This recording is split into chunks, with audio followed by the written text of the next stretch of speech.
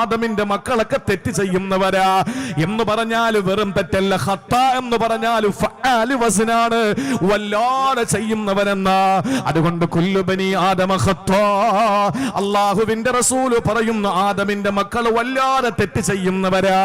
എന്നാൽ ആ തെറ്റ് ചെയ്തു പോകുന്ന ഓരോരുത്തരുടെയും തുലാസിലെ തിന്മയുടെ തട്ട് ഭാരം തോങ്ങി അവനെ അല്ലാഹുവിന്റെ നരകത്തിലേക്ക് വലിച്ചെറിയപ്പെടുന്ന ഘട്ടം വരുമ്പോ അവന്റെ നന്മയുടെ തുലാസിൽ അല്ലാഹു റബ്ബുൽ ഇസ്സത്ത് ഭാരം തൂക്കാൻ വെക്കുന്നത് എന്തെന്നറിയോ?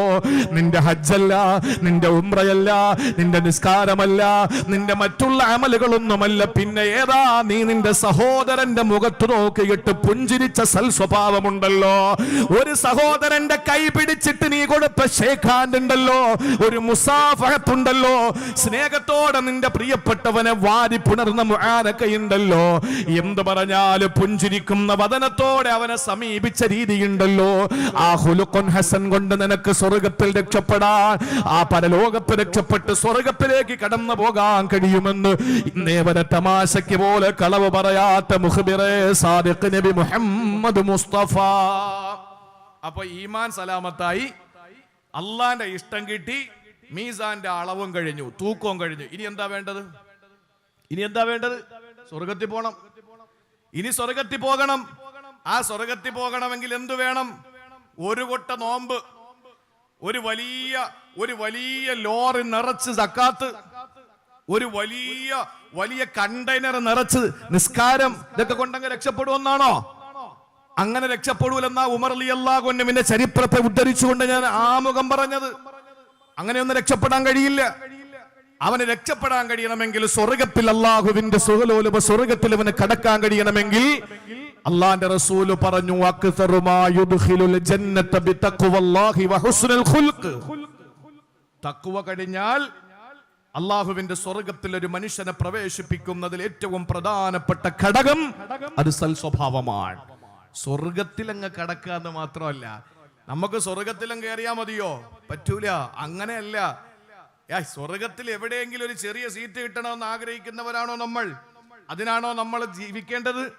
ആ സ്വർഗത്തിന്റെ ഏതെങ്കിലും ഒരു കോണിൽ ഒരു ചെറിയ ഇരിപ്പിടം കിട്ടാൻ മാത്രമാണോ നമ്മൾ ഈ കഷ്ടപ്പെടുന്നത്? അല്ല, അത് നമുക്ക് നേടാൻ പറ്റുമല്ലോ എന്നുള്ളത് മറ്റൊരു കാര്യം. നിങ്ങൾ ചോദിക്കുന്നെങ്കിൽ അല്ലാഹുവിന്റെ റസൂൽ പറഞ്ഞു, ഫസ്അലൂഹുൽ ഫിർദൗസ്, നിങ്ങൾ ജന്നാത്തുൽ ഫിർദൗസ് തന്നെ ചോദിക്കണം. അത് അഅ്ലൽ ജന്നയാണ്, ഏറ്റവും മുകളിലത്തെ സ്വർഗമാണ്. സ്വർഗത്തിനും 100 തട്ടുണ്ടെന്നാണ്, 100 മർത്തബ, 100 പദവി. ആ 100ാമത്തെ പദവി ജന്നാത്തുൽ ഫിർദൗസ് ആണ്. വഫൗഖഹു അർശുർ റഹ്മാൻ, അതിന്റെ തൊട്ടുമുകളിലാണ് പടച്ചവന്റെ അർശുള്ളത്. വമിൻഹാ തഫജ്ജറ അൻഹാറുൽ ജന്ന, ആ ഫിർദൗസിൽ നിന്നാണ് മറ്റ് സ്വർഗത്തിലേക്കുള്ള ജലസേചന പദ്ധതികൾ അല്ലാഹു സംവിധാനിച്ചിട്ടുള്ളത്. സ്വർഗം മറ്റ് സ്വർഗത്തിലേക്കുള്ള മുഴുവൻ വാട്ടർ സപ്ലൈയും അല്ലാഹു കൊടുക്കുന്ന ഫിർദൗസിൽ നിന്നാ. ആ ഫിർദൗസ് മാത്രമാണ് നിങ്ങൾ ചോദിക്കേണ്ടത്. ചോദിക്കുന്നെങ്കിൽ നമുക്ക് ഇങ്ങേ അറ്റം കിട്ടിയാ പോരാ, ഏറ്റവും മുകളിൽ തന്നെ വേണം. അല്ലാതെ സ്വർഗം കിട്ടി അല്ലാഹ് എവിടെയെങ്കിലും ഒന്ന് കയറി അപ്പുറത്ത് കടന്ന് എങ്ങനെയും ഓടി അപ്പുറത്തെത്തി, ഏതാ നമ്മൾ ഏതെങ്കിലും സമ്മേളനത്തിന് പോകണാണോ? ഒരു ചെറിയ പേപ്പർ കിട്ടിയിട്ട് എവിടെയെങ്കിലും ഇരുന്ന് കേൾക്കാൻ? നമ്മൾ ഈ കഷ്ടപ്പെടുന്ന സഹാബത്ത് പറഞ്ഞെന്താ? നബിയേ സ്വല്ലല്ലാഹു അലൈഹി വസല്ലം അല്ലാഹുവിന്റെ ഹബീബിനോട് പറയുന്നു, ഞാൻ മരിച്ചുപോയി, നിങ്ങളും മരിച്ചുപോയാൽ ഞാൻ നരകത്തിലാണെങ്കിൽ അബദൻ ഒരിക്കലും നിങ്ങളെ കാണാൻ പറ്റൂലല്ലോ. ഇനി ഞാൻ സ്വർഗത്തിലാണെങ്കിൽ തന്നെ അങ്ങ് റഫീഖുൽ അലൈലാ, ഞാൻ ഇങ്ങ് അടിത്തട്ടിലാകുമല്ലോ റസൂലേ, എനിക്കങ്ങയെ കാണാതിരിക്കാൻ നിവർത്തിയില്ല. ഇവിടെ ഏത് യാത്ര കഴിഞ്ഞാലും ഓടി ഞാൻ നിങ്ങളുടെ മുന്നിൽ വന്ന് കാണാറുണ്ടല്ലോ. പക്ഷെ സ്വർഗത്തിൽ പോയാൽ ഇനി ഞാൻ സ്വർഗത്തിൽ ആണെങ്കിൽ പോലും ഇങ്ങ് താഴെ തട്ടിലാകുമല്ലോ, അങ്ങ് റഫീഖുൽ അലൈലല്ലേ. അതാണ് പ്രിയപ്പെട്ടവരെ അഅ്ലൽ ജന്ന, സ്വർഗത്തിന്റെ ഏറ്റവും മുകളിലത്തെ തട്ടാണ്, 100ാമത്തെ പദവിയാണ്. അല്ലാഹുവിന്റെ റസൂൽ പരിചയപ്പെടുത്തിയ ഫിർദൗസെങ്കിൽ ഹബീബായ നബി തങ്ങൾ പറഞ്ഞതെന്നറിയോ? അനസഈ, ഞാനിതാ ജാമ്യം നിൽക്കുകയാണ്, ഞാൻ എഗ്രിമെന്റ് ചെയ്യുകയാണ്. അഷ്റഫുൽ ഖൽഖ് എഗ്രിമെന്റ് ചെയ്താൽ നമ്മുടെ നാട്ടിലുള്ള ഏതെങ്കിലുമൊക്കെ കള്ളന്മാർ എഗ്രിമെന്റ് ചെയ്യും പോലെയല്ല, അള്ളാന്റെ റസൂൽ എഗ്രിമെന്റ് ചെയ്യുകയാ. അവന് അള്ളാന്റെ ഹബീബ് പറയുകയാണ്, അനസഈമും, ഞാൻ വാഗ്ദാനം ചെയ്യുകയാണ്, ഞാൻ ജാമ്യം നിൽക്കുകയാണ്, ഞാൻ എഗ്രിമെന്റ് ചെയ്യുകയാണ്. ബിബൈത്തിൻ ഫീ അഅലൽ ജന്ന, സ്വർഗ്ഗത്തിന്റെ ഏറ്റവും മുകളിലത്തെ സ്വർഗം ഞാൻ ഒരാൾക്ക് കൊടുക്കാമെന്ന്. എന്ന് പറഞ്ഞാൽ സ്വർഗം എന്ന് പറഞ്ഞാൽ വീടെന്നല്ലോ അർത്ഥം. സ്വർഗമെന്ന് പറഞ്ഞാൽ തോട്ടമെന്നാണ്. ഒരു വലിയ തോട്ടമാണ് സ്വർഗമെന്ന് പറഞ്ഞാൽ. അതിൽ വീട് വേറെയാ വെക്കേണ്ടത്. അതുകൊണ്ടാണ് അവിടെ നിന്ന് പറഞ്ഞത്, അനസഈമുൻ, ഞാനിതാ ജാമ്യം നിൽക്കുകയാണ്, ഞാനിതാ ഉറപ്പ് തരികയാണ്, എഗ്രിമെന്റ് ചെയ്യുകയാണ്. ബിബൈത്തിൻ ഫീ അഅലൽ ജന്ന, സ്വർഗത്തിന്റെ അഅലാ മർത്തബയിൽ, ഏറ്റവും മുകളിലത്തെ പദവിയിൽ, സ്വർഗത്തിന്റെ ഏറ്റവും മുകളിലത്തെ തട്ടിൽ ഞാനൊരു വീട് കൊടുക്കാമെന്ന് വാഗ്ദാനം ചെയ്യുകയാ. ആർക്കും അറിയോ? ലിമൻ ഹസ്സന ഖുലുഖഹു, സൽസ്വഭാവിയായ മനുഷ്യനെ ഞാൻ കൊടുത്തോളാ സ്വർഗത്തിന്റെ ഏറ്റവും മുകളിലത്തിൽ ഒരു വീട് എന്ന് ഹബീബായ നബി മുഹമ്മദ് മുസ്തഫ. അതുകൊണ്ട് സ്വർഗത്തിൽ പോയാൽ മാത്രം പോരാ, സ്വർഗത്തിൽ കിട്ടുന്നെങ്കിൽ അങ്ങ് അറ്റം തന്നെ വേണം നമുക്ക്. അല്ലാതെ ഒരു നമുക്ക് യാതൊരു നിവൃത്തിയില്ല, അല്ലാതെ നമുക്ക് അത് തന്നെ വാങ്ങണം, അതിനുവേണ്ടി പരിശ്രമിക്കണം. അതിനെന്താ നമുക്ക് ഇത്ര പ്രയാസം? നമ്മൾ സ്വഭാവം ഒന്ന് നന്നാക്കുക, അത്രേ ഉള്ളൂ. അത് എളുപ്പമാണ് എന്നാരും കരുതണ്ട. വിശുദ്ധ ഖുർആൻ പറഞ്ഞ 3 കാര്യങ്ങൾ കൊണ്ട് നമുക്ക് നമ്മുടെ സ്വഭാവത്തെ നന്നാക്കാൻ കഴിയും. അത് ഇൻഷാ അല്ലാഹ് പറഞ്ഞ് ദുആ ചെയ്യുന്നതിന് മുമ്പ് അത് പറഞ്ഞിട്ട് ഇൻഷാ അല്ലാഹ് അടുത്ത വർഷം പെണ്ണിനെ കെട്ടിക്കാൻ ഒരു 5 പവനും കൂടെ വാങ്ങി കൊടുക്കണമെന്നൊരു ആഗ്രഹമുണ്ട്. നടക്കുവോ ഇല്ലേ അത് അള്ളാന്റെ കയ്യിലാണ്, അത് അള്ളാഹുവിന്റെ കയ്യിലാണ്. കുറഞ്ഞ ആളുകളിലൂടെ ഒരുപാട് സ്വർണം തന്ന്, ലക്ഷക്കണക്കിന് രൂപ തന്ന്, വളരെ വളരെ അത്ഭുതം, അങ്ങനെയുള്ള ഒരു വേദിയാണ് നമ്മുടെ ഈ വേദി. അള്ളാഹു വീണ്ടും അത്ഭുതങ്ങൾ സൃഷ്ടിക്കാൻ നമുക്ക് തൗഫീക്ക് നൽകി അനുഗ്രഹിക്കുമാറാവട്ടെ. സഹോദരങ്ങളെ, സ്വർഗത്തിന്റെ ഏറ്റവും മുകളിലെത്താൻ അങ്ങനെ നമുക്ക് സൽസ്വഭാവം കൊണ്ട് ഭാഗ്യം കിട്ടി. ഇനി ഞാൻ പറയാ, ഒരു മനുഷ്യനെ സംബന്ധിച്ചിടത്തോളം നമ്മുടെ മുൻഗാമികളൊക്കെ അള്ളാന്റെ ഹബീബിനെ പറ്റി പറയുന്നത് കാലില് നീര് വരത്തക്ക വണ്ണം നിസ്കരിച്ചു എന്നാണ്. കാലില് നീര് വരുന്ന രീതിയിൽ നിസ്കരിച്ചു. നമ്മുടെ കാലില് നീര് വരുന്നത് എങ്ങനെയാണ്? നമ്മുടെ കാലില് ദീർഘമായ യാത്ര ചെയ്യാലല്ലേ നമ്മുടെ കാലില് നീര് വരുള്ളൂ. ആരെങ്കിലും നീണ്ട നിസ്കാരം നിർവഹിച്ചതിന്റെ പേരിൽ കാലില് നീര് വന്നവരുണ്ടോ? ഈ കാലഘട്ടത്തിൽ ജീവിച്ചിരിക്കുന്ന പല മഹാന്മാരുടെയും കഥയെടുത്ത് പരിശോധിച്ചാൽ രാത്രികാലങ്ങളിൽ ഉറക്കമുളച്ചുള്ള ഇബാദത്തിന്റെ പേരിൽ കാലിൽ നീര് വന്ന ഒരുപാട് പേരെ എന്റെ ഈ കണ്ണുകൊണ്ട് കാണാനുള്ള ഭാഗ്യം എനിക്ക് കിട്ടിയിട്ടുണ്ട്. സഹോദരങ്ങളെ, നീര് വരത്തക്ക നിലയിൽ അള്ളാന്റെ ഹബീബ് നിന്ന് നിസ്കരിച്ചു. നമുക്ക് കഴിയോ? നമ്മൾ എന്ത് നിസ്കാരക്കാരാ? പല കാറ്റഗറിയാ നിസ്കാരത്തിൽ തന്നെ. 5 നേരം കൃത്യമായി പള്ളിയിൽ പോകുന്ന ഒരു വിഭാഗമുണ്ട്. 5 നേരം പള്ളിയിൽ കൃത്യമായി പോകുന്ന ഒരു വിഭാഗം. അള്ളാഹു ആ വിഭാഗത്തിൽ നമ്മളെ ഉൾപ്പെടുത്തട്ടെ. അള്ളാഹു നമ്മളെ ആ വിഭാഗത്തിൽ ഉൾപ്പെടുത്തട്ടെ. ഇനി ഇച്ചിരി ക്വാളിറ്റി മർത്തബ കൂടിയ ആൾക്കാരുണ്ട്.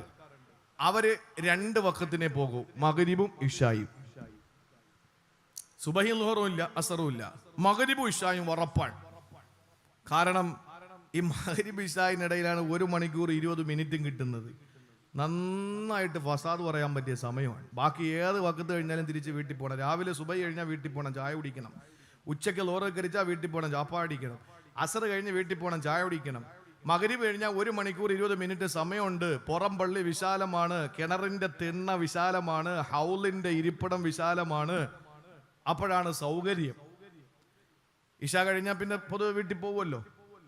മഗ്രിബ് ഇശായിനും പള്ളിയിൽ വരുന്ന ചില ആളുകൾ, ഇനി അല്പം കൂടെ ദറജ കൂടിയ ആളുകളുണ്ട്. അവര് ഇല്ലൽ ജുമുഅ, ആകെ വരുന്നത് വെള്ളിയാഴ്ച. ഇനി ഇതിനേക്കാളും വലിയ ആഴലാമർത്തബയുള്ള ചില മഹാന്മാരുണ്ട്. അവര് കൊല്ലത്തിൽ 2 തവണ വരുള്ളൂ, ബലി പെരുന്നാളിനും ചെറിയ പെരുന്നാളിനും. പിന്നെ ഇടയ്ക്ക് വരും പള്ളിയിൽ മുഫത്തിഷ് വരുന്നത് പോലെ. അതെപ്പോഴെന്നറിയോ? ആരെങ്കിലും ഒന്ന് മരിക്കണം, അതും വേണ്ടപ്പെട്ടവര് മരിച്ചാൽ അയാൾ വരും, പള്ളിയിൽ കയറും, തിരിച്ചു പോകും. നമ്മളെ കൊണ്ട് കഴിയോ സഹോദരങ്ങളെ രാത്രി മുഴുവനും നിന്ന് നിസ്കരിക്കാൻ? അങ്ങനെ നമുക്ക് സാധിക്കുവോ? സാധിക്കില്ല. എല്ലാ ദിവസവും നോമ്പ് പിടിക്കുന്നവർക്ക് നോമ്പ് പിടിക്കാൻ കഴിയോ? അത് പിടിക്കാൻ അനുവാദം ഉണ്ടോ ഇല്ലെന്നുള്ള മറ്റൊരു വിഷയം. ഏത് കാര്യത്തിനും മറ്റൊരു വിഷയമുണ്ട്. പ്രിയപ്പെട്ട സഹോദരങ്ങളെ, ഞാനിപ്പോ ഈ കഴിഞ്ഞ ഏതാനും റമളാന് മുമ്പ് ഒരു വലിയൊരു മഹാനെ കണ്ടു. ഞാൻ അറിയുന്ന ഒരാളാ. അദ്ദേഹം റജബ് 30 നോമ്പും പിടിക്കും, ഷഅബാൻ 30 നോമ്പും, റമളാൻ 30 നോമ്പും. പിറ കാണുന്ന അനുസരിച്ച് ചിലപ്പോൾ 29 ആയിരിക്കും. ഞാൻ പറഞ്ഞത് റജബ് ഫുള്ള്, ഷഅബാൻ ഫുൾ നോമ്പ്, റമളാനും നോമ്പ് ഫുള്ള്, ശവ്വാലിന്റെ 6 നോമ്പ്, 96 നോമ്പ് പിടിച്ചിട്ടേ അയാൾ നോമ്പ് നിർത്തുള്ളൂ. പിന്നെ നോമ്പ് പിടിക്കുന്നപ്പോഴാണെന്നറിയോ? തിങ്കളും വേഴവും, അയ്യാമുൽ ബീള്, അതുപോലെ തന്നെ സുന്നത്തായ ദിവസങ്ങളിൽ നോമ്പ് പിടിക്കുന്നതോടൊപ്പം തന്നെ അദ്ദേഹം പിടിക്കുന്നത് പരിശുദ്ധമായ ദുൽഹിജ്ജ മാസത്തിന്റെ 1 മുതൽ 9 വരെ, അറഫ നോമ്പ് വരെ. 10 ഹറാമാണല്ലോ പെരുന്നാളിന്. പിന്നെ മുഹറം 1 മുതൽ 10 വരെ. അപ്പൊ എത്ര നോമ്പായി? ഇങ്ങനെ നോമ്പ് പിടിക്കാൻ നമ്മളെ കൊണ്ട് പറ്റുമോ? നിങ്ങളെ കൊണ്ട് പറ്റുമോ? എനിക്ക് എന്നെ കൊണ്ട് പറ്റൂല. എനിക്ക് ഈ ചില സമയങ്ങളിൽ നമുക്ക് നല്ല ഭക്ഷണം കിട്ടിയില്ലെങ്കിൽ ആകെ ഒരു വല്ലാത്ത നെഞ്ചരിപ്പും ബഹളമൊക്കെയാ. സഹോദരങ്ങളെ, നോമ്പ് പിടിക്കാനും നിസ്കരിക്കാനും ഒക്കെ ഉള്ള ഭാഗ്യം അള്ളാഹു കൊടുക്കാന്ന് പറഞ്ഞാൽ അത് എല്ലാവർക്കും കിട്ടൂല. എന്നാൽ ആദരവായ പ്രവാചകനെ പറയുകയാണ്, സഹോദരങ്ങളെ, റസൂലുള്ളാഹി തങ്ങൾ പറയുകയാണ്, ഇന്ന റജുല ലയുദ്രികു ബിഹുസ്നി ഖുലുഖിഹി, ഒരു മനുഷ്യന്റെ സൽസ്വഭാവം കൊണ്ട് അവനെ എത്തിക്കുന്നത് എന്തെന്നറിയോ? ദറജാതി ഖായിമിൽ ലൈലി വസായിമിൻ നഹാർ, പകല് മുഴുവനും നോമ്പ് പിടിക്കുന്ന, രാത്രി മുഴുവനും നിന്ന് നിസ്കരിക്കുന്നവന്റെ പ്രതിഫലമുണ്ടല്ലോ, ആ പ്രതിഫലം കിട്ടുന്നത് ആർക്കെന്നറിയോ? അല്ലാഹുവിന്റെ റസൂൽ പറയുന്നു, അവൻ ആരാ? ഇന്ന റജുല ലയുദ്രികു ബിഹുസ്നി ഖുലുഖിഹി, അവന്റെ സ്വഭാവത്തിന്റെ മേന്മ കൊണ്ട്, അവന്റെ സൽസ്വഭാവം കൊണ്ട് അതെല്ലാം നേടിയെടുക്കാൻ കഴിയുമെന്ന് ആരംഭപ്പൂവേ, മദീനയുടെ രാജാവേ, മക്കയുടെ ജേതാവേ, ഖൽബിന്റെ രാജാവേ, നബി മുഹമ്മദ് മുസ്തഫ സല്ലല്ലാഹു അലൈഹി വസല്ലമ തങ്ങൾ പഠിപ്പിക്കുകയാ. അതുകൊണ്ട് സഹോദരങ്ങളെ, സ്വർഗ്ഗത്തിൽ പോകാൻ നമുക്ക് കഴിഞ്ഞാൽ മാത്രം പോരാ, അഅ്ലാ മർത്തബയിലും എത്തിയാൽ പോരാ. നമുക്ക് ആരെടുത്തിരിക്കാനാ മോഹം? ഇന്ന് വരെ നമുക്ക് ഭാഗ്യം കിട്ടാത്ത ഒരവസ്ഥയുണ്ടല്ലോ. റസൂലുള്ളാഹിയെ കാണാൻ, കണ്ടവരെ കാണാൻ, കണ്ട കണ്ണിനെ കാണാൻ, കണ്ട കണ്ണിനെ കണ്ടവരെ കാണാൻ, കണ്ടവരെ കാണാനുമുള്ള ഭാഗ്യം നമുക്ക് കിട്ടിയില്ല. നമ്മൾ എത്രയോ നൂറ്റാണ്ടുകൾക്ക് ശേഷം വന്നവരാ. പ്രിയപ്പെട്ടവരെ, ഒരു സഹസ്രാബ്ദവും 4 നൂറ്റാണ്ട് 9 പതിറ്റാണ്ടുകൾക്ക് ശേഷം വന്നവരല്ലേ. അള്ളാന്റെ പ്രിയപ്പെട്ട പ്രവാചകനെ കാണാനും അടുത്തിരിക്കാനും നമുക്ക് ഭാഗ്യം കിട്ടിയിട്ടുണ്ടോ? ഇല്ല. എന്നാൽ അല്ലാഹുവിന്റെ റസൂൽ പറഞ്ഞതെന്തെന്നറിയോ? മഹാനായ നബി തങ്ങൾ പറയുകയാണ്, മിൻ അഹബ്ബികും ഇലയ്യ, ഇന്ന മിൻ അഹബ്ബികും ഇലയ്യ, നിങ്ങളിൽ എനിക്ക് ഏറ്റവും പ്രിയമുള്ളത് ആരോടെന്നറിയോ? വഅഖറബികും മിന്നീ, എന്റെ അടുക്കലേക്ക് ഏറ്റവും കൂടുതൽ ചേർന്നിരിക്കുന്നത് ആരെന്നറിയോ? റിസാലത്തിന്റെ ശരീരത്തോട് ചേർന്നിരിക്കാ, കസ്തൂരിയേക്കാൾ വാസനയുള്ള സ്ഥിര ശരീരത്തിലേക്കൊന്ന് അണഞ്ഞിരിക്ക, അവിടത്തെ ചൂലേറ്റ കൈവെള്ളയിൽ പിടിച്ചുകൊണ്ടും നിന്നിരിക്ക. എന്റെ പ്രിയപ്പെട്ടവരെ, ഭാഗ്യം അല്ലാഹു കൊടുക്കുന്നത് ആർക്കെന്നറിയോ? അല്ലാഹുവിന്റെ റസൂൽ പറയുകയാണ്, ആ ഭാഗ്യം മറ്റാർക്കുമല്ല. അഹ്സനുകും അഖ്ലാഖാ, നിങ്ങളിൽ ഏറ്റവും നല്ല സ്വഭാവമുള്ളവർക്ക്, ഏറ്റവും നല്ല സ്വഭാവമുള്ളവരാരാണോ അവർ നാളെ സ്വർഗ്ഗത്തിൽ എന്റെ അഖറബാണ്. അഖറബ് എന്ന് പറഞ്ഞാൽ നേരത്തെ ഞാൻ പറഞ്ഞതുപോലുള്ള ഇസ്മു തഫ്ലീലാണ്, വെറും ഖുർബല്ല. കരീബുൽ അഖറബ് എന്ന് പറഞ്ഞാൽ ഏറ്റവും അടുപ്പമുള്ളവനാണ്, ഏറ്റവും അടുപ്പമുള്ളവനാണ്. അതിനപ്പുറത്തേക്ക് ഇനി ഒരടുപ്പം വരാനില്ല. ആ ഒരു അടുപ്പം നമുക്ക് അടുക്കാൻ കഴിയണ്ടേ മുസ്ലിമേ? പെങ്ങളെ, മുത്തു റസൂലുമായിട്ടൊന്ന് ചേർന്നിരിക്കാനും അടുത്തിരിക്കാനും നമുക്ക് ഭാഗ്യം വേണ്ടേ? അതിനെന്താ വേണ്ടതെന്നറിയോ? അല്ലാഹുവിന്റെ റസൂൽ പറയുന്നു, അഹ്സനുകും അഖ്ലാഖാ, ഏറ്റവും നല്ല സ്വഭാവം. ഇനി ഞാൻ ഇതിന്റെ ഫളായിൽ അങ്ങ് നിർത്താൻ പോവാ. കാരണം എന്താണെന്നറിയോ? സമയം അതിക്രമിച്ചുകൊണ്ടിരിക്കുന്നു. നമുക്ക് എന്ത് വേണം അത് പറയണമല്ലോ. ഈ ശ്രേഷ്ഠത പറഞ്ഞുകൊണ്ടിരുന്നാൽ അത്രയും കേട്ടിട്ട് പോകാന്നതിനപ്പുറത്ത് നമുക്ക് അമല് ചെയ്യാൻ എന്തെങ്കിലും വേണ്ടേ? അമല് ചെയ്യാൻ വേണം. അതുകൊണ്ട് നമുക്കൊരു മാതൃകയുണ്ട്. സ്വഭാവത്തിന്, സൽസ്വഭാവത്തിന് നമുക്കൊരു മാതൃകയുണ്ട്. ആരാ? ആരംഭപൂവായ നബി തന്നെയാണ്, അള്ളാന്റെ റസൂൽ തന്നെയാണ് നമ്മുടെ മാതൃക. ആ മാതൃക കൃത്യമായി ഇന്ന് മുതൽ നമുക്ക് അനുധാവനം ചെയ്യാൻ കഴിയണം. ഞാൻ എൻ്റെ പ്രിയപ്പെട്ട സഹോദരിമാരോട് സഹോദരങ്ങളോട് പറയാൻ 3 സ്വഭാവമുണ്ട്. 3 സ്വഭാവമുണ്ട്. ഏതാ 3 സ്വഭാവം എന്നറിയോ? നമുക്ക് ഏത് സ്വഭാവത്തിൽ ഉൾപ്പെടണമെന്നൊരു തീരുമാനം എടുത്തോളി. ഈ പറയാൻ പോകുന്ന ശ്രദ്ധിച്ച് കേൾക്കണം. നേരത്തെ നല്ല സുഖം ഉണ്ടായിരുന്നു കേൾക്കാൻ ഈ 1 മണിക്കൂർ. കാരണം നമ്മളെ സംബന്ധിച്ചിടത്തോളം ഇങ്ങനെ മഹത്വം കേട്ടോണ്ടിരുന്നു. ഇനി മഹത്വമല്ല, നമുക്കൊരു റോൾ മോഡൽ ഉണ്ട്. നമ്മൾ എങ്ങനെയാണ് ചിരിക്കേണ്ടത്, എങ്ങനെയാണ് കരയേണ്ടത്, എങ്ങനെയാണ് നടക്കേണ്ടത്, എങ്ങനെയാണ് നാം രാജ്യം ഭരിക്കേണ്ടത്, ചൂല് പിടിക്കേണ്ടത് എങ്ങനെയെന്ന് പഠിപ്പിച്ച പ്രവാചകൻ തന്നെ ചെങ്കോൽ എങ്ങനെ പിടിക്കണമെന്നും രണാങ്കണത്തിൽ വാളെങ്ങനെ പിടിക്കണമെന്നും പഠിപ്പിച്ചു. ബാത്റൂമിൽ ഏത് വശം ചരിഞ്ഞിരിക്കണമെന്ന് പഠിപ്പിച്ച അതേ പ്രവാചകൻ തന്നെ അധികാര കസേരയിൽ എങ്ങനെ ഇരിക്കണമെന്നും നമസ്കാരത്തിൽ എങ്ങനെ ഇരിക്കണമെന്നും പഠിപ്പിച്ചു. അള്ളാഹുവിന്റെ റസൂൽ തൊടാത്ത ഒരു മേഖലകളുമില്ല. കാരണം അള്ളാഹുവിന്റെ ഹബീബ് നമ്മളിലേക്ക് നിയോഗിക്കപ്പെട്ടത് നമ്മൾ എങ്ങനെ ജീവിക്കണമെന്ന് കാണിച്ചു തരാൻ വേണ്ടിയിട്ടാ. അതുകൊണ്ട് സ്വഭാവത്തിൽ നമ്മുടെ മാതൃക റോൾ മോഡൽ ആരാ? മുഹമ്മദ് മുസ്തഫ സല്ലല്ലാഹു അലൈഹി വസല്ലമ തങ്ങളാണ്. അപ്പൊ സ്വഭാവം എത്ര ഉണ്ടെന്നറിയാമോ? 3 സൈസ് സ്വഭാവമുണ്ട്. ഞാൻ ഉറപ്പിച്ചു പറയാം, ഈ 3 സ്വഭാവത്തിൽ ഉള്ള ആളുകളും ഈ സദസ്സിൽ ഒരു പക്ഷെ ഉണ്ടായേക്കാം. ശ്രദ്ധിച്ചു കേട്ടോളി. ഒന്നാമത്തെ സ്വഭാവം അൽ ഖുലുഖുൽ ഹസൻ. ഖുലുഖുൻ ഹസൻ എന്ന് പറയും. ആ സ്വഭാവത്തിന്റെ മലയാള ഭാഷ മെച്ചപ്പെട്ട സ്വഭാവം എന്നാണ്. ഒരു ഉദാഹരണം പറഞ്ഞ് ഞങ്ങൾക്ക് മനസ്സിലാവും. ഫൈദുൽ ഇലാഹിയ മസ്ജിദിൽ നിന്ന് നിസ്കാരം കഴിഞ്ഞ് പുറത്തിറങ്ങിയപ്പോൾ ഒരു അടി അടിച്ചു തന്നു നമ്മുടെ കവോലത്തിൽ. നമ്മുടെ മുഖത്തിട്ട് ഒരൊറ്റ അടി അടിച്ചു. നമ്മൾ അതേ കനത്തിന്, അതേ തൂക്കത്തിന്, അതേ അളവിന് ഒരെണ്ണം തിരിച്ച് ബിസ്മിൻ ചൊല്ലി അങ്ങ് കൊടുത്തു. ആരെങ്കിലും പറയോ നമ്മൾ മോശപ്പെട്ടവനാന്ന്? ഇല്ല. ഈ സ്വഭാവത്തിന്റെ ഉദാഹരണം ഇതാണ്. ഖുലുഖുൻ ഹസൻ, മെച്ചപ്പെട്ട സ്വഭാവം എന്ന് പറഞ്ഞാൽ അടിക്ക് അടി തന്നെ, അടിക്ക് അടി തന്നെ. ഈ സ്വഭാവം ഏത് കാലം മുതലാ ഉണ്ടായതെന്നറിയോ? ഹസ്രത്ത് ഖലീലുല്ലാഹി ഇബ്രാഹിം നബി അലൈഹിസ്സലാം മുതൽ മൂസാ നബി അലൈഹിസ്സലാമിന്റെ കാലം വരെ ഇത് മികച്ചു നിന്നിരുന്നു. അതുകൊണ്ടാണ് ഇബ്രാഹിം നബിയോട് അള്ളാഹു പറഞ്ഞു, യാ ഖലീലി ഹസ്സിൻ ഖുലുഖക, അങ്ങയുടെ സ്വഭാവത്തെ മെച്ചമാക്കണം എന്ന് പറഞ്ഞാൽ മൂസാ നബിയിൽ സമ്പൂർണമായി അവസാനിപ്പിക്കപ്പെട്ടു എന്ന് പറയുമ്പോൾ സൂറത്തു മാഇദയിലെ ഒരു ആയത്ത് കേൾക്കുമ്പോൾ നമുക്ക് മനസ്സിലാകും.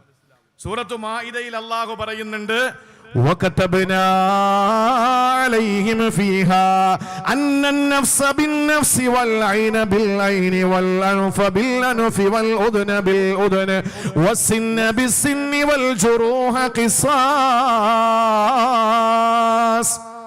അല്ലാഹു പറയുകയാണ്, വകതബന, നാം രേഖപ്പെടുത്തിയിരിക്കുകയാ, നാം എഴുതി പഠിപ്പിച്ചിരിക്കുകയാണ്, അലൈഹിം, യഹൂദികളുടെ മേൽ, ഫീഹാ, തൗറാത്തില്. എന്താ എഴുതിയതെന്നറിയോ? അന്നൻ നഫ്സ ബിന്നഫ്സി, കൊലക്ക് കൊല, അന്നൻ നഫ്സ ബിന്നഫ്സി, കൊലക്ക് കൊല, വൽ ഐന ബിൽ ഐനി, കണ്ണടിച്ചു പൊട്ടിച്ചാൽ തിരിച്ചു കണ്ണ്, വൽ അൻഫ ബിൽ അൻഫ്, മൂക്കിന് മൂക്ക്, വൽ ഉദ്ന ബിൽ ഉദ്നി, ചെവിക്ക് ചെവിയാണ്, വസ്സിന്ന ബിസ്സിന്നി, പല്ലിന് പല്ല്, പല്ലിന് പല്ല്. ഇനിയോ വൽ ജുറൂഹ ഖിസാസ്, അവയവങ്ങളൊന്നും പോയില്ല, പിന്നെയോ ചില മുറിവുകൾ, കീറലുകൾ മാത്രം. വൽ ജുറൂഹ, ചില കീറലുകൾക്ക് ഖിസാസുന് പ്രതിക്രിയ. എന്താ മനസ്സിലായ? കണ്ണിന് കണ്ണ് കൃത്യമായി, മൂക്കിന് മൂക്ക്. ഇതിന്റെ പേര് ഖുലുഖുൻ ഹസൻ എന്നാണ്. ഖലീലുല്ലാഹി ഇബ്രാഹിം നബിയുടെ കാലം മുതൽ മൂസാ നബിയുടെ കാലം വരെ ഉണ്ടായിരുന്നു. ശ്രദ്ധിച്ചാലേ മനസ്സിലാവുള്ളൂ. ഖബർ പോലെ സുഖം വരൂല കേൾക്കാൻ. ശ്രദ്ധിച്ച് കേട്ടോ സഹോദരങ്ങളെ. രണ്ടാമത്തെ സ്വഭാവത്തിന്റെ പേരേതെന്നറിയോ? അൽ ഖുലുഖുൽ കരീം, മാന്യമായ സ്വഭാവം എന്നാണ്. മെച്ചപ്പെട്ട സ്വഭാവമല്ല, മാന്യമായ സ്വഭാവം, ഖുലുഖുൽ കരീം. ഉദാഹരണം പറഞ്ഞാൽ, ഒരാള് അടിച്ചു, നമ്മൾ തിരിച്ച് മാപ്പ് കൊടുത്തു, തിരിച്ചടിച്ചില്ല. അതാണ് ഖുലുഖുൽ കരീം. ഇതാരുടെ സ്വഭാവത്തിലായിരുന്നെന്നറിയോ, സംസ്കാരത്തിലായിരുന്നെന്നറിയോ? മഹാനായ റൂഹുല്ലാഹി ഈസാ അലൈഹിസ്സലാമിന്റെ ജനതയിലുണ്ടായിരുന്നു. അഷ്റഫുൽ ഖൽഖ് ഭൂജാതരാകുന്നത് വരെ ഉണ്ടായിരുന്നു. അതുകൊണ്ടാ അവിടെന്ന് പറഞ്ഞത് ഇന്നമാ ബുഇസ്തു ലിഉതമ്മിമ മകാരിമൽ അഖ്ലാഖ്. അല്ലാഹുവിന്റെ ഹബീബ് പറഞ്ഞതെന്താണ്? ഈ ഖുലുഖുൻ കരീമിന്റെ പൂർത്തീകരണത്തിനാ ഞാൻ വന്നത്. ഖുലുഖുൻ കരീമിന്റെ പൂർത്തീകരണത്തിനാ ഞാൻ വന്നത്. ഇന്നമാ ബുഇസ്തു, ഞാൻ നിയോഗിക്കപ്പെട്ടത് ലിഉതിമ്മ മകാരിമൽ അഖ്ലാഖ്, ലിഉതമ്മിമ മകാരിമൽ അഖ്ലാഖ്, ഈ സമ്പൂർണമായ ഈ സ്വഭാവത്തിന്റെ പൂർത്തീകരണത്തിനാ. സഹോദരങ്ങളെ, മകാരിമുൽ അഖ്ലാഖ് എന്ന് പറഞ്ഞാൽ ഖുലുഖുൻ കരീം എന്നാണ്. അതിന്റെ പൂർത്തീകരണം അല്ലാഹുവിന്റെ റസൂലിൽ വെച്ചങ്ങ് അവസാനിച്ചിരിക്കുക. അടിച്ച മാപ്പ് കൊടുക്കണം. നബി തങ്ങളുടെ സ്വഭാവം അതല്ല. അപ്പൊ നബി തങ്ങളുടെ സ്വഭാവം ഏതാണ്? ഖുലുഖുൻ ഹസൻ എന്ന മെച്ചപ്പെട്ട സ്വഭാവം, അടിക്ക് തിരിച്ചടി അല്ല റസൂലുള്ളാഹിന്റെ സ്വഭാവം. അത് ഇബ്രാഹിം നബി മുതൽ മൂസാ നബി വരെയുള്ള ആളുകൾക്കാ. രണ്ടാമത്തെ സ്വഭാവം ഖുലുഖുൻ ഹസനാണ്. ആ ഖുലുഖുൻ കരീമാണ്, മാന്യമായ സ്വഭാവം. ഒരാൾ അടിച്ചു, തിരിച്ചടിച്ചില്ല, മാപ്പ് കൊടുത്തു. ഇത് ഈസാ നബി അലൈഹിസ്സലാം മുതൽ അഷ്റഫുൽ ഖൽഖിൽ അത് പൂർത്തീകരിക്കപ്പെട്ടു. അവിടെയും റസൂലുള്ളാഹിന്റെ സ്വഭാവം വരുന്നില്ല. ഹബീബായ നബി തങ്ങളുടെ സ്വഭാവം ഏതാണ്? അത് മൂന്നാമത്തെ സ്വഭാവമുണ്ട്.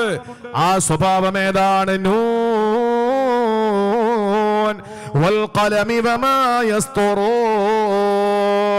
മാ ബിനിഅമതി റബ്ബിക ബിമജ്നൂൻ وإن لك لأجرا غير ممنون وإنك لعلى خلق عظيم. അല്ലാഹുവിന്റെ ഹബീബിന്റെ സ്വഭാവം എന്തെന്നറിയോ? ഖുലുഖുൻ അലീം, മഹത്തായ സ്വഭാവം എന്ന് പറഞ്ഞാൽ മെച്ചമായ സ്വഭാവം, അടിക്ക് തിരിച്ചടി. മാന്യമായ സ്വഭാവം, അടിക്ക് മാപ്പ് കൊടുക്കുക. അപ്പൊ മഹത്തായ സ്വഭാവമാണെങ്കിലോ അടിക്ക് തിരിച്ചടിയില്ല, മാപ്പ് കൊടുക്കൽ മാത്രമല്ല, അങ്ങോട്ട് ഉപകാരം കൂടെ ചെയ്തു കൊടുക്കും. അതാണ് മുഹമ്മദ് മുസ്തഫ. അതാണ് മഹത്തായ സ്വഭാവം, ഖുലുഖുൻ അലീം. ഒരു ഉദാഹരണം പറയാം.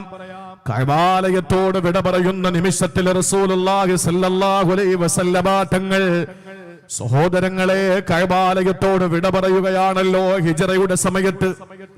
തന്റെ പ്രിയപ്പെട്ട മാതാവ് തന്റെ പിതാവിനെ ചൂണ്ടിക്കാണിച്ചു കൊടുക്കും മുമ്പ് തന്നെ പിതാവ് ഈ ലോകത്തോട് വിട പറഞ്ഞു. അനാഥനായി പിറന്നു വീണു, യതീമായി പിറന്നു വീണു.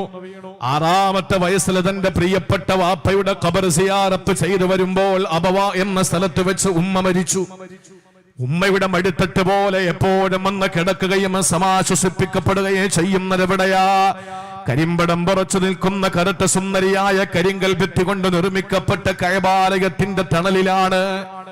അവിടെ കിടക്കുമ്പോഴാണ്, ഹിജ്ർ ഇസ്മാഈലിന്റെ ചുറ്റളവിൽ കിടക്കുമ്പോഴാണ് കഴുത്തിൽ ഒരു കയറിട്ട് മുറുക്കി കൊല്ലാൻ ശ്രമിക്കുമ്പോൾ മിസ്ഫലയിലെ വീട്ടിൽ നിന്ന് സിദ്ദീഖുൽ അക്ബർ തങ്ങൾ ഓടി വരികയാ. എന്നിട്ട് റസൂലുള്ളാഹിനെ മർദ്ദിക്കുന്നത് കണ്ടപ്പോ അതഖ്തുലൂന റജുലൻ യഖൂല റബ്ബി അല്ലാഹ്, അല്ലാഹു ഏകനാണെന്ന് പറഞ്ഞതിന്റെ പേരിൽ നിങ്ങൾ ഒരാളെ കൊല്ലുന്നോ എന്ന് ചോദിച്ചിട്ട് അയാളുടെ കയ്യിൽ നിന്ന് കയറ് വാങ്ങിയിട്ട് തുണി വാങ്ങി ദൂരേക്ക് എറിഞ്ഞിട്ട് റസൂലുള്ളാഹിനെ രക്ഷപ്പെടുത്തിയത്. അവിടെ ആശ്വാസത്തിന്റെ തെളിനീര് കുടിച്ചത് അവിടെ നിന്നാണ്. സമാധാനം നൽകപ്പെട്ടത് എവിടെയാ?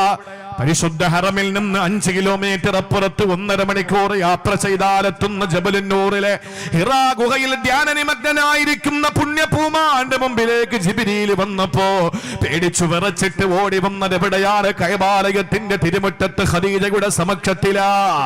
ഏത് സമയത്തും ആശ്വാസത്തിന് വേണ്ടിയിട്ട് നബി തങ്ങൾ വന്നിരുന്നത് ഉമ്മയുടെ മടിത്തട്ട് പോലെ പരിശുദ്ധ ഹറമിന്റെ മുമ്പിലല്ലയോ? ആ ഹറമിൽ നിന്ന് ആട്ടി ഓടിക്കപ്പെടുമ്പോൾ സഹോദരങ്ങളെ, വിദേശത്ത് പോകുന്ന പ്രവാസി വീട് വിട്ടിറങ്ങുമ്പോൾ തന്റെ വീട് മുറ്റത്ത് നിന്ന് പൊന്നുമക്കളെ വിളിക്കുമ്പോൾ ആ വീട് കണ്ണിൽ നിന്ന് മറയുന്നത് വരെ പൊന്നുമക്കളെ തിരിഞ്ഞു നോക്കി പോകുന്നയാളിനെ പോലെ ഹിജ്റ പോകുന്ന സമയത്ത് കഅബാലയത്തെ നോക്കി നോക്കി നോക്കി പോയ റസൂലേ, അവിടുന്ന് അവസാനമായി 2 റക്അത്ത് നമസ്കാരത്തിന് വേണ്ടി അനുവാദം ചോദിക്കുകയാ, പെർമിഷൻ ചോദിക്കുകയാ. ആരോടാണ് പെർമിഷൻ ചോദിച്ചതെന്നറിയോ? അന്ന് കഅബാലയത്തിന്റെ താക്കോല് സൂക്ഷിപ്പുകാരനായ ഉസ്മാൻ ഉസ്മാൻ ഷൈബി എന്ന ആളിനോട് ചോദിക്കുകയാ, ഞാൻ 2 റക്അത്ത് നിസ്കരിച്ചോട്ടെ, എനിക്ക് അനുവാദം തരണമെന്ന് പറയുമ്പോൾ അയാൾ കൊടുത്തില്ലെന്ന് മാത്രമല്ല, റസൂലുള്ള 1, 2, 3 വട്ടം ചോദിക്കുകയാണ്, കൊടുത്തില്ല. അവസാനം റസൂലുള്ള ചോദിച്ചതെന്തെന്നറിയോ ഉസ്മാൻ ഷൈബിയോട്, ഉസ്മാനേ, ഇന്ന് നീ നിൽക്കുന്ന സ്ഥാനത്ത് ഞാൻ നിൽക്കുന്ന ഒരു കാലം വരും, ഞാൻ നിൽക്കുന്ന സ്ഥാനത്ത് നീ നിൽക്കുന്ന ഒരു കാലമുണ്ടാകും. അന്ന് ഞാൻ എങ്ങനെയാണ് നിന്നോട് പെരുമാറേണ്ടത്? മുഹമ്മദേ, പുലമ്പല്ല മുഹമ്മദേ, എന്തെങ്കിലും വിളിച്ചു പറയല്ല മുഹമ്മദേ, പൊക്കോ നാട്ടിൽ നിന്നെന്ന് പറഞ്ഞു അല്ലാഹുവിന്റെ റസൂലിനെ അവിടെ നിന്ന് ആട്ടിയോടിക്കുമ്പോൾ ഹിജറ പോയ പ്രവാചകനും മക്കമ്പത്തകിനെ തിരിച്ചു വരികയാ. ഒന്നുത്തരവിട്ടാൽ, ഒന്ന് മിണ്ടിയാൽ, ഒന്ന് ആംഗ്യം കാണിച്ചാൽ, ഒന്ന് തള്ളവിരളനക്കിയാൽ, ഒന്ന് അനുവാദം കൊടുത്താൽ, ഒന്ന് മൗനാനുവാദമെങ്കിലും കൊടുത്താൽ അവിടെയുള്ള സത്യനിഷേധികളെ മുഴുവനെ കപ്പിക്കരിച്ചു കളയാൻ ശേഷിയുള്ള നിലയിൽ സഹാബത്തുമായി തിരിച്ചു വരുമ്പോ രക്തരഹിത വിപ്ലവത്തിലൂടെ കഅബാലയത്തെ രക്ഷപ്പെടുത്തിയെടുത്ത് അള്ളാന്റെ പ്രിയപ്പെട്ട പ്രവാചകന് മടങ്ങി വരുന്ന സമയത്ത് ധീരന്മാരായ സഹാബാക്കൾ നിരന്നു നിൽക്കുകയാ. റസൂല് ആരെ കൊല്ലാൻ പറഞ്ഞാലും നിമിഷ നേരം കൊണ്ട് കബന്ധങ്ങൾ കുന്നുകൂടാൻ വേണ്ടിയിട്ട് കാത്തു നിൽക്കുമ്പോൾ അള്ളാന്റെ ഹബീബ് അവിടെ നിന്ന് ചോദിക്കുകയാണ്, ഉസ്മാൻ ഷൈബി എവിടെ? ആളുകളുടെ ഇടയിൽ നിന്ന് പേടിച്ച മാൻപേടയെ പോലെ, സിംഹത്തിന്റെ മുമ്പിൽ അകപ്പെട്ട ആട്ടിൻകുട്ടിയെ പോലെ ഇലാ ഹളറത്തി റസൂലില്ലാഹ്, ഹബീബായ മുത്തിന്റെ മുന്നിലേക്ക് വന്നിട്ട് ചോദിക്കുകയാ, ലബ്ബൈക മുഹമ്മദ്, ഞാനിതാ വന്നിരിക്കുന്നു എന്ന് പറഞ്ഞപ്പോ അല്ലാഹുവിന്റെ റസൂലിന്റെ ശബ്ദം എന്താണെന്ന് കേൾക്കാൻ, നബി എന്താ പ്രതികരിക്കുന്നതെന്നറിയാൻ വേണ്ടിയിട്ട് ആയിരക്കണക്കിന് കണ്ണുകളും കാതുകളും റസൂലുള്ളാഹിന്റെ ചുണ്ടിലേക്ക് ഇങ്ങനെ സ്കാൻ ചെയ്യപ്പെടുമ്പോ, ഫോക്കസ് ചെയ്യപ്പെടുന്ന സമയത്ത് റസൂലുള്ള പറഞ്ഞതെന്തെന്നറിയോ, ഉസ്മാനെ കൈയൊന്ന് നീട്ടുമോ? ആ സമയത്ത് ഒരുപാട് സഹാബാക്കളുടെ മനസ്സ് വല്ലാതെ പതറുകയാ. എന്താ ചെയ്യേണ്ടത്? എന്താ റസൂല് ചെയ്യാൻ പോകുന്നത്? ഇതേ മണ്ണിൽ വെച്ച് കഅബാലയത്തിന്റെ താക്കോല് ചോദിച്ചിട്ട് 2 റക്അത്ത് നമസ്കരിക്കാനുള്ള പെർമിഷൻ നൽകാത്ത ഉസ്മാൻ ഷൈബിയുടെ മുന്നിൽ റസൂലുള്ള എന്തായി പറയാൻ പോകുന്നതെന്നറിയാൻ വേണ്ടിയിട്ട് എല്ലാവരും കാതുകൂർപ്പിക്കുമ്പോ റസൂലുള്ള പറയുന്നു, ഉസ്മാനേ, നിന്റെ കൈയൊന്ന് നീട്ടുമോ? കൈ നീട്ടുകയാ. റസൂല് ചോദിച്ചു, ഇന്ന് ഞാൻ എങ്ങനെയാ നിന്നോട് പെരുമാറേണ്ടത്? ആ മനുഷ്യൻ ഉറക്കെ പറഞ്ഞു, അഖുനകരീ, അങ്ങ് മാന്യതയോടെ പെരുമാറുമെന്ന് ഞാൻ പ്രതീക്ഷിക്കുകയാ. എന്ന് പറഞ്ഞാൽ എന്നെ വെറുതെ വിടുമെന്നാ പ്രതീക്ഷിച്ചതല്ലേ? മാന്യതയുള്ള സ്വഭാവം അതല്ലേ? പക്ഷെ അല്ലാഹുവിന്റെ റസൂല് കരീമായ സ്വഭാവമല്ല അവിടെ കാണിച്ചത്. ഹസനായ ഖുലുഖുൻ ഹസൻ എന്ന സ്വഭാവം പോലെയല്ല അവിടെ കാണിച്ചത്. പോടാ മാറി എന്ന് പറഞ്ഞില്ല, അത് ഖുലുഖുൻ ഹസന. മാപ്പ് തന്നിരിക്കുന്നു എന്ന് പറഞ്ഞില്ല, അത് ഖുലുഖുൻ കരീമ. അല്ലാഹുവിന്റെ റസൂൽ എന്താ ചെയ്തതെന്നറിയോ? ആ താക്കോൽ കൂട്ടങ്ങൾ ഉസ്മാൻ ഷൈബിയുടെ കയ്യിലങ്ങേൽപ്പിക്കുകയാ. എന്നിട്ട് പറഞ്ഞു, ഉസ്മാനെ, നീ തന്നെ ഇത് സൂക്ഷിച്ചോ. നീ മാത്രമല്ല, ഇലാ യൗമിൽ ഖിയാമ നിന്റെ പരമ്പര തന്നെ സൂക്ഷിക്കട്ടെ താക്കോല്. ഇന്ന് കഅബാലയം വർഷത്തിൽ 2 തവണ കഴുകുമല്ലോ. അത് കഴുകാൻ വേണ്ടിയിട്ട് ഈ ഹറം മേധാവിയായ മന്ത്രിയായ അബ്ദുറഹ്മാൻ സുദൈസ് വരുമ്പോ, സഹോദരങ്ങളെ, സൽമാൻ രാജാവ് കിരീടാവകാശി മുഹമ്മദ് ബിൻ സൽമാനും വരുമ്പോ, അവിടുത്തെ മക്ക ഗവർണർ വരുമ്പോൾ, അവിടുത്തെ പ്രതിനിധികൾ വരുമ്പോ, ഇന്ത്യയുടെ അംബാസിഡർ പോകുമ്പോ, അല്ലെങ്കിൽ ലോകത്തിന്റെ ഏത് കോണിൽ നിന്നും ആര് വന്നാൽ അവർക്ക് കഅബ ഷരീഫിന്റെ അകത്ത് കയറണോ? ഷൈബി കുടുംബത്തിൽ ഇന്ന് ജീവിച്ചിരിക്കുന്ന പ്രമുഖനായ ആള് കഅബയുടെ താക്കോല് തുറന്നു കൊടുത്തേ കയറാൻ പറ്റൂ. അതാരുടെ സഹിഷ്ണുതയാ, അതാരുടെ മഹത്വമാ. വഇന്നക ലഅലാ ഖുലുഖിൻ അളീം. അങ്ങ് ഹസനായ സ്വഭാവക്കാരനല്ല, അങ്ങ് കരീമായ സ്വഭാവക്കാരനല്ല, അങ്ങ് മഹത്തായ അലീമായ സ്വഭാവമാണ് മുത്തുനബിയേ. അങ്ങ് നെതർലാൻഡിന്റെ അടച്ചിട്ട റൂമിനകത്തിരുന്ന് വാ തുറന്നാൽ മുഴുവനും വിഷം വിസർജിക്കുന്ന വൃത്തികെട്ട സെബാസ്റ്റ്യൻ പുന്നക്കൽമാർക്ക് അള്ളാന്റെ ഹബീബിന്റെ മഹത്വം അറിയില്ല. വൃത്തികെട്ട ഇവിടത്തെ എംബോക്കികൾക്ക് റസൂലുള്ളാന്റെ മഹത്വം അറിയില്ല. അത് അറിയണമെങ്കിൽ സൂറത്തുൽ ഖലം എടുത്തിട്ട് പാരായണം ചെയ്യണം. നൂൻ വൽ ഖലമി വമാ യസ്തുറൂൻ. അവരെന്തോ കുത്തി കുറിച്ചോട്ടെ നബിയെ, അവർ എന്തോ എഴുതി വിട്ടോട്ടെ റസൂലേ. അല്ലാഹ് പറയുന്നു വഇന്നലക ലഅജ്റൻ ഗൈറ മംനൂൻ. നിങ്ങൾക്ക് നല്ല പ്രതിഫലമുണ്ട്. വഇന്നക ലഅലാ ഖുലുഖിൻ അലീം. അങ്ങ് മഹത്തായ സ്വഭാവത്തിന്റെ ഉടമയാ. മാം ബിനിഅമതി റബ്ബിക ബിമജ്നൂൻ. ഒരിക്കലും അല്ലാഹുവിന്റെ നിഅമത്ത് കൊണ്ട് നിങ്ങൾ ഭ്രാന്തനല്ല. ഏറ്റവും വലിയ സ്വഭാവം ഇതല്ലേ നമുക്കുണ്ടാകേണ്ടത്? ഇത് പകർന്നു കൊടുത്തപ്പോ ഉമറുൽ ഫാറൂഖ് റളിയല്ലാഹു അൻഹു നുകർന്നു. എങ്ങനെയാ? രാത്രി വേഷം മാറി നടക്കുക. ചാരായം വാറ്റാൻ പോയതല്ല, കഞ്ചാവിന്റെ ചെടി പറിക്കാൻ പോയതല്ല, വോട്ട് ചോദിക്കാൻ പോയതല്ല. പാതിരാത്രിയുടെ നിശബ്ദതകളിൽ മദീനത്തുൻ നബവിയുടെ മണൽത്തരികളെ കോൽമയിൽ കൊള്ളിച്ചുകൊണ്ട് വൃദ്ധനായ പിയെയായ അസ്ലമുമായിട്ട് റളിയല്ലാഹു അൻഹുമായിട്ട് ഉമറുൽ ഫാറൂഖ് തങ്ങൾ വീടാന്തരം കയറി ഇറങ്ങുക. അങ്ങനെ ഒരു വൃദ്ധയായ ഉമ്മയുടെ വീട്ടിലെത്തിയപ്പോൾ അടുപ്പിലൊന്നുമില്ല, സ്റ്റോർ റൂമിൽ ഒന്നുമില്ല. ആ പ്രിയപ്പെട്ട ഉമ്മയോട് ചോദിച്ചു, കഴിക്കാനൊന്നുമില്ലേ? ഇല്ല.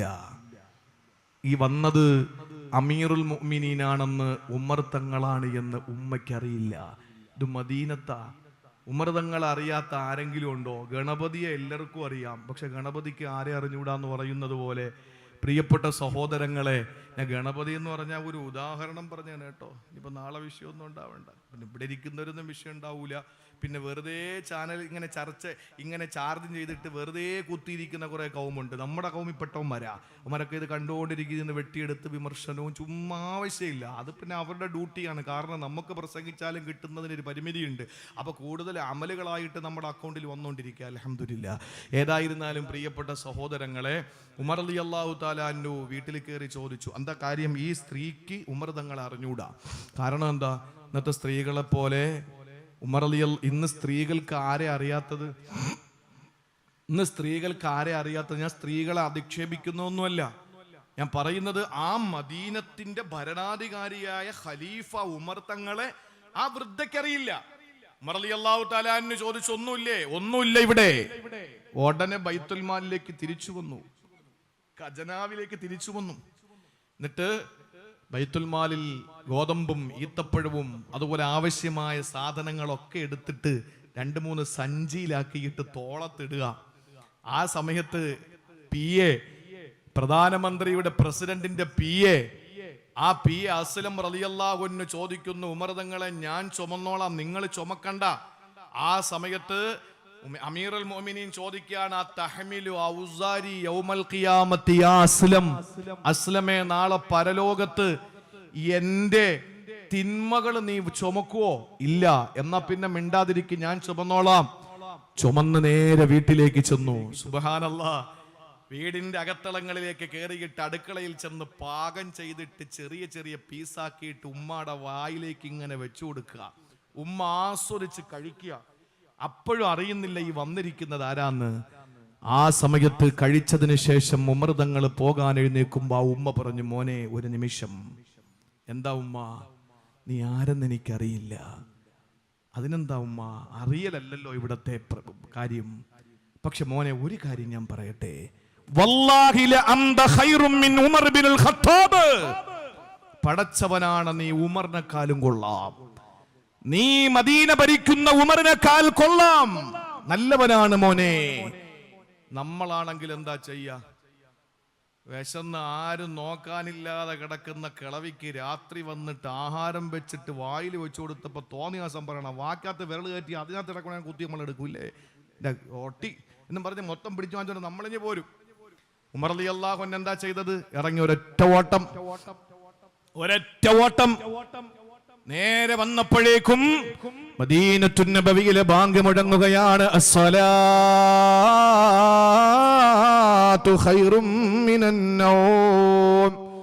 സുബഹിന്റെ ബാങ്ക് മുഴങ്ങുകയാ. ഇമാമത്ത് നിൽക്കുന്നത് മഹാനായ ഉമറുൽ ഫാറൂഖ് റളിയല്ലാഹു തആല അൻഹുവാണ്. അസ്ലം തങ്ങൾക്ക് സൗകര്യം കിട്ടിയത് പിന്നിലെ സൊഫിലാ. ഉമർ റളിയല്ലാഹു അൻഹു സൂറത്ത് ഓതി വന്നപ്പോൾ ഒരു ആയത്തെത്തി, വഖിഫൂഹും ഇന്നഹും മസ്ഊലൂൻ, നിങ്ങൾ ആഖിറത്തിൽ നിർത്തപ്പെടും, അല്ലാഹു നിങ്ങളോട് ചോദ്യം ചോദിക്കുമെന്നെത്തിയപ്പോൾ ഉമർ തങ്ങൾ കുഞ്ഞുങ്ങളെ പോലെ വിങ്ങാൻ തുടങ്ങി. കരച്ചില് പിന്നെ വല്ലാതെ മൂർച്ഛിച്ചു. ഉമർ റളിയല്ലാഹു അൻഹു പൊട്ടി പൊട്ടി കരയാൻ തുടങ്ങി. അസ്ലം തങ്ങൾ പറയുന്നു, പിന്നിലെ സഫിൽ നിന്ന് എനിക്കത് കേൾക്കാം. മക്കള് കരഞ്ഞാൽ നമ്മൾ പറയും കരയല്ലടാ പനി പിടിക്കുമെന്ന് പറയൂലേ.